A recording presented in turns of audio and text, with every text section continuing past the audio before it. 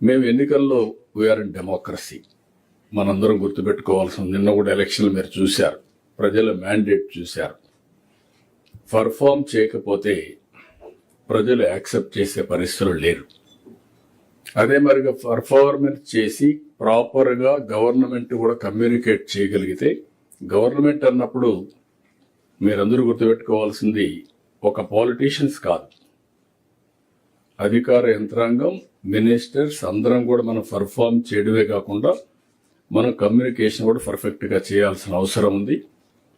ఆ రోజు నేను అదే మరిగా మిత్రుడు పవన్ కళ్యాణ్ గారు ఈరోజు డిప్యూటీ సీఎం రాలేకపోయారు, కానీ ఇద్దరం కలిసి మేము ఇచ్చిన హామీ, అదే మరి నరేంద్ర మోడీ గారి నాయకత్వంలో మేము ఇచ్చిన హామీ, రాష్ట్రాన్ని పునర్నిర్మాణం చేస్తామని చెప్పాం.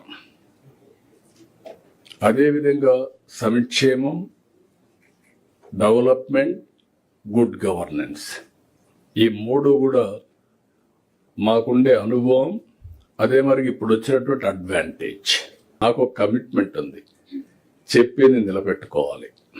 That is where trust factor.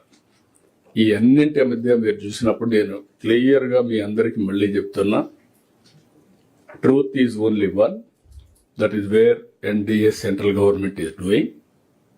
ఎక్కడికక్కడ మీరు చూస్తే, ఒకటి